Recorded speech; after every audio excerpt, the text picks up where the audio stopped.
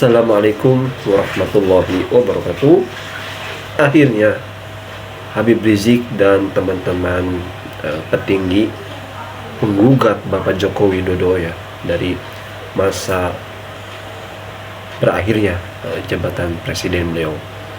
Wah, Jokowi sedang tidak baik-baik saja ya Bapak Ibu. Beberapa gugatan menimpa Jokowi. Kita ke videonya. Dalam mengemban amanat rakyat, dalam mengemban amanat rakyat seluruh Indonesia yang dibebankan kepada mereka. Demikian press release ini kami sampaikan semata-mata guna terciptanya keadilan dan membersihkan sejarah bangsa Indonesia yang menjunjung tinggi nilai-nilai kejujuran dalam kehidupan berbangsa dan negara. Jakarta, 30 September 2024, atas nama para penggugat: 1. Habib Rizik Syihab, 2. Maijen TNI Purnawirawan Sunarko MD, 3. Eko Santoyo SHMH, 4. Saudara Edi Mulyadi, 5. Dr. Andes Haji Muhammad Mursalim R, 6. Bapak Marwan Batubara, 7. Munarman Sarjana Hukum.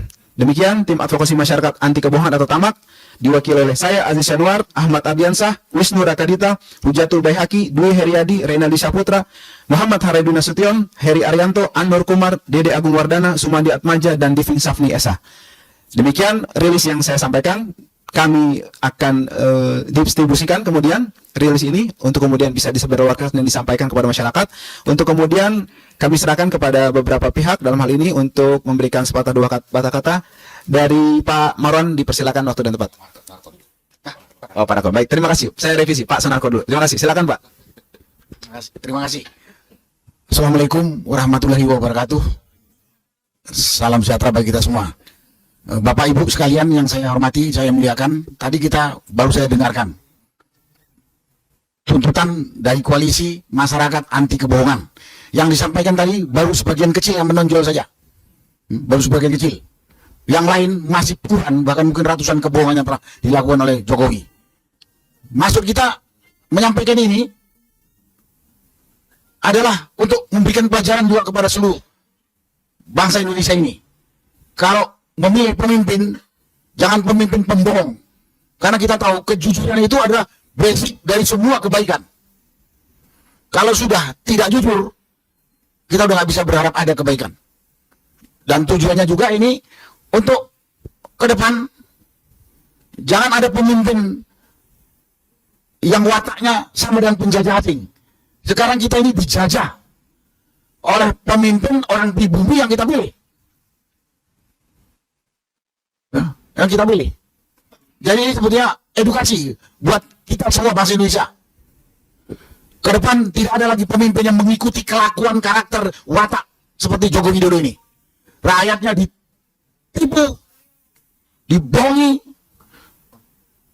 dengan demikian ini, demikian masif. Dengan masif.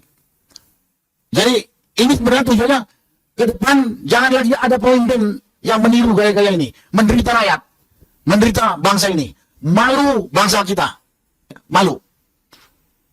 Kemudian juga pelajaran buat seluruh rakyat Indonesia. Kalau memilih pemimpin, lihatlah track record yang benar. Jangan mau cuman karena dibayar dengan bansos atau amplop sekadarnya, kemudian pembohong disanjung-sanjung. Bingung kayak sampai sekarang ini. Padahal itu akan menimbulkan penderitaan kepada generasi setelah kita atau notabene anak cucu kita. Itulah yang bisa saya sampaikan pada kesempatan ini. Tadi yang disampaikan oleh lawyer kita itu baru sebagian kecil. Baru sebagian kecil. Yang lain sangat banyak. Dan ini tujuan utamanya adalah untuk meminta pertanggungjawaban terhadap Joko Widodo yang telah menipu kita 10 tahun. Yang kedua, memberikan pelajaran kepada pemimpin berikutnya, jangan ikuti kelakuan Joko Widodo ini yang bisa merusak tatanan kehidupan berbangsa, bernegara yang menghambat kemajuan bangsa. Kita tertinggal dari bangsa lain yang ada di seputar ini. Yang ketiga, ya juga pelajaran kepada seluruh rakyat Indonesia. Jangan pilih pemimpin penipu, pembohong. Sekian, terima kasih. Wassalamualaikum warahmatullahi wabarakatuh. Baik, dilanjut oleh Pak Marwan Batubara, dipersilakan. Ya, makasih Mas Aziz. Assalamualaikum warahmatullahi wabarakatuh. Alhamdulillahirrahmanirrahim. Allahumma sholli ala Sayyidina Muhammad. Kalau kita ingat dulu ya, di tahun 2021 BEM UI itu memberi gelar kepada Pak Jokowi itu sebagai King of Lip Service, Raja Pembual, Raja Pembohong. Itu satu. Artinya sudah sejak 2021 kebohongan itu sudah dilakukan dan ini terus berlanjut. Masalahnya kita rakyat ini seolah-olah tidak menganggap hal yang penting, ini hal yang biasa-biasa saja gitu ya. Karena itu seperti inilah jadinya kita menjadi korban, negara jadi korban. Martabat bangsa itu jadi turun gara-gara kelakuan dari pemimpin pembohong ini. Jadi mungkin kita salah juga, tapi untung saja ini teman-teman lawyer dan beberapa inisiator termasuk terutama Pak Unarman, lalu Habib Rizik itu teringat bahwa ini tidak bisa dibiarkan. Ya, itu satu hal. Kemudian yang kedua, dengan adanya gugatan ini, sebetulnya kita ingin juga mengingatkan ada kebohongan itu yang bisa menjadi delik pidana. Ya, karena itu yang berikutnya yang perlu kita suarakan adalah bahwa bukan sekedar kita lapor lalu jadi isu publik, tapi juga ini ingin dilanjutkan kepada proses hukum. Ya, apalagi kalau digabungkan dengan apa yang sudah dilakukan petisi 100 sejak bulan Juli 2023, kita sudah menyuarakan agar Presiden Jokowi ini dimakzulkan. Ya, istilah sopannya itu menurut konstitusi dimakzulkan. Tapi makin kesini karena semakin parah, maka yang kita suarakan sekarang adalah tangkap dan adili. Ya, karena apa? Karena selama setahun lebih sampai sekarang dan mungkin sampai tanggal 20 Oktober dia aman untuk lengser. Tapi karena memang pembohong dan banyak mengkhianati konstitusi, maka lengsernya itu tidak selesai hanya sampai lengser, lalu nanti tinggal dan dapat tanah katanya sampai 1,2 hektar ya. Presiden yang lain itu paling 500 meter persegi itu jatah untuk pensiun presiden itu. Ini sampai sekian luasnya begitu. Nah, saya kira justru jangan sampai tinggal di situ, tapi kita berharap karena memang mengkhianati konstitusi terutama itu harus masuk penjara. Gitu ya. Nah, kemudian salah satu lagi yang perlu kita ingatkan tentang kebohongan itu, dia di 2018, 2019 pernah mengatakan bahwa keluarganya, anaknya itu akan tidak terjun ke politik.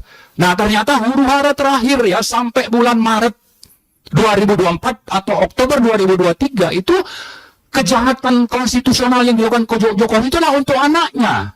Anaknya supaya bisa jadi Wapres dan sudah berhasil. Lalu Kaisang, nah untung ini ada yang melawan sehingga Kaisang tidak bisa menjadi calon kepala daerah. Tapi fakta bahwa pembohong ini sudah menunjukkan bahwa dia ingin melanjutkan kekuasaan lewat anak-anaknya, dan ini saya kira kita lebih lanjut nanti berangkat dari kebohongan ini dan berbagai fakta di lapangan, kita mau supaya Gibran pun tidak dilantik. Karena ada pelanggaran-pelanggaran hukum yang menjadi delik menurut konstitusi sehingga dia tidak pantas dan tidak legitimate untuk dilantik. Nah, jadi saya kira itu mungkin tambahannya. Kalau bicara tadi soal daftar kebohongan seperti yang disebutkan Pak Sunarko, itu saya juga cukup banyak. Di sini juga ada nih kebohongan Jokowi nih di buku ini ya, tentang korupsi Ahok. Lalu juga ada tentang katanya mau memberantas mafia minyak yang waktu itu menterinya Sudirman Said dan tim pengusutnya itu yang menyelidiki kejahatan itu Faisal Basri yang sudah almarhum. Itu ditemukan misalnya oleh auditor dari Australia ada pelanggaran dan ini oleh Sudirman diusulkan untuk diproses secara hukum ke KPK, tapi justru Jokowi yang menghalangi laporan dari auditor ini untuk tidak lanjutkan. Padahal kalau itu dilanjutkan bisa menangkap mafia minyak itu misalnya. Nah, itu juga contoh bagaimana bohong dan hipokritnya Jokowi. Jadi cukup banyak, saya kira tidak perlu kita bahas. Yang penting ini sudah menjadi pengetahuan publik untuk nanti terus kita suarakan. Targetnya apa? Targetnya salah satu yang penting adalah supaya pembohong ini karena ada delik pidananya untuk ditangkap dan diadili. Yang kedua, supaya anaknya yang memang bisa jadi wapres akibat dari adanya kejahatan konstitusional ini juga tidak jadi dilantik. Saya kira itu tambahannya. Terima kasih. Baik, terima kasih untuk informasinya Pak Marwan. Selanjutnya Pak Mursalin, waktu dan tempat kami persilakan. Assalamualaikum warahmatullahi wabarakatuh. Pertama, kami mengucapkan luar biasa kepada para pengacara ya, yang telah memfasilitasi kami dari para prinsipal untuk melakukan gugatan secara hukum. Karena sudah bertahun-tahun kita melakukan demo, melakukan gerakan-gerakan, tetapi tidak mewujudkan di dalam konkret untuk bagaimana memenjarakan atau bahkan berakibat pada harus dilengsarkan pada saat-saat ini. Oleh karenanya, tentu pengadilan yang telah menerima pendaftaran, tadi belum dijelaskan, saya sudah diterima, sudah saya, harus menindaklanjuti atas pendaftaran para pengacara ini untuk melakukan proses sidang. Tidak ada ketakutan lagi tentunya pada para hakim yang selama ini takut dengan Jokowi. Saya kira semua komponen yang selama ini berada di bawah dia, banyak yang sudah juga lepas, jadi tidak ada akibat apapun. Seperti MK misalnya. Maka kami mohon kepada para hakim di pengadilan itu untuk memproses dan tentu bisa melakukan hasil. Apakah dimakzulkan sebelum dia masa berakhirnya, atau terpenting bagaimana tetap di proses hukum, dijebloskan dalam penjara yang tentunya tidak satu.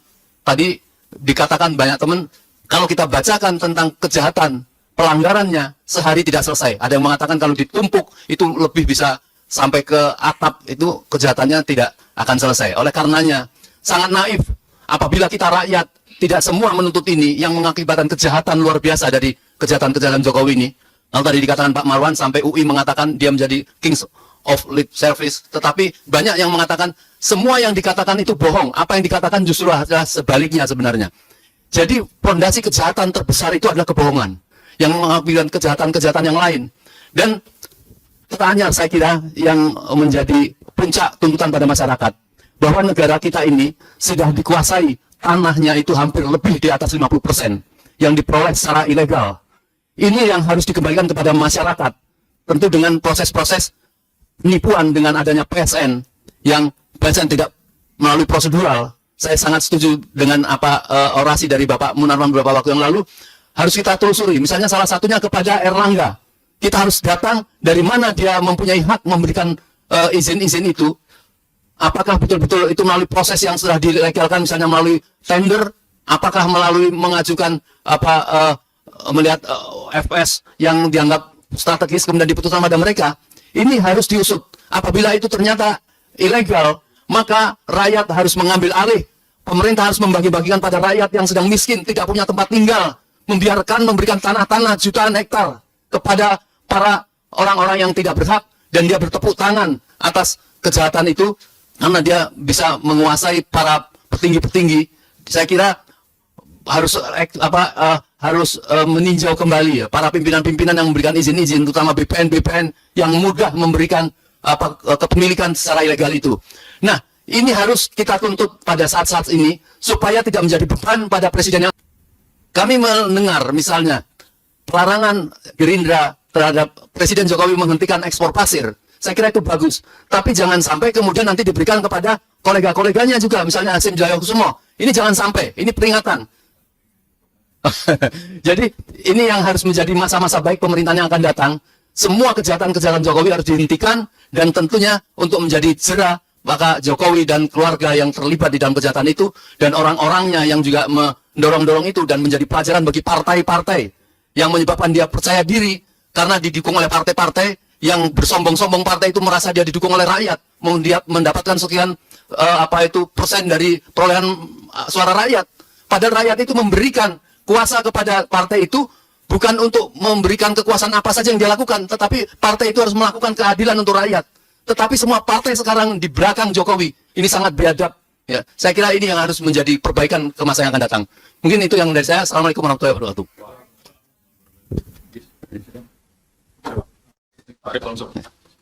Ya, Dilanjutkan mungkin kami persilakan Pak Surito dengan segala hormat. Terima kasih. Assalamualaikum warahmatullahi wabarakatuh. Saya tertarik dengan tema sentral ini, angkat yang berkaitan dengan kebohongan. Kebohongan itu tidak mungkin bisa terjadi jika penegakan hukum berjalan baik. Jika masyarakat bisa bicara secara bebas, menyampaikan rasa hatinya, sehingga didengar oleh masyarakat luas bahwa mana yang bohong, mana yang tidak. Jadi saya teringat pada apa yang dikatakan oleh buku Bambang Tri. Kalau buku itu merupakan kebohongan, silakan dibongkar. Tapi ternyata buku itu beredar dan nggak ada delik ini, bahwa buku itu menyangkut soal ijazah palsu sampai segala macam palsu, dan itu tidak terusik. Jadi semua kebohongan, semua penegakan hukum yang selama ini berjalan bukan hanya terjadi pada periode Jokowi saja, tetapi sejak Orde Reformasi, jadi sudah 5 tahun presiden yang dilewati, itu membuat suasana yang penegakan hukum tidak berjalan sebagaimana mestinya, dan pelanggaran hukum terus berjalan terus. Karena apa? Jadi selama 25 tahun ini tetap masih status quo. Dan gara-gara status quo ini, siapa yang diuntungkan dan siapa yang merasa berdaulat dan seenak perutnya saja, bisa bohong, bisa nipu, bisa macam-macam ini. Yaitu yang saya sebut state corporate crime. Yaitu persekongkolan antara pengusaha jahat dengan penguasa yang... Oke, Bapak-Bapak, Ibu-Ibu, itu dia gugatan dari Habib Rizik Syihab dan yang lainnya tentang masa berakhirnya di pemerintahan Joko Widodo ini. Banyak kejanggalan ya, dari mulai 2 periode ini banyak hukum yang didobrak, apalagi ketika kemarin yang paling fatal itu ya ketika anaknya itu menjadi wakil presiden ya, dengan mendobrak usia di Mahkamah Konstitusi. Oke, kita doakan semoga para pejuang keadilan diberikan panjang umur, sehat selalu, dan panjangkan umur. Amin. Oke, terima kasih. Assalamualaikum warahmatullahi wabarakatuh.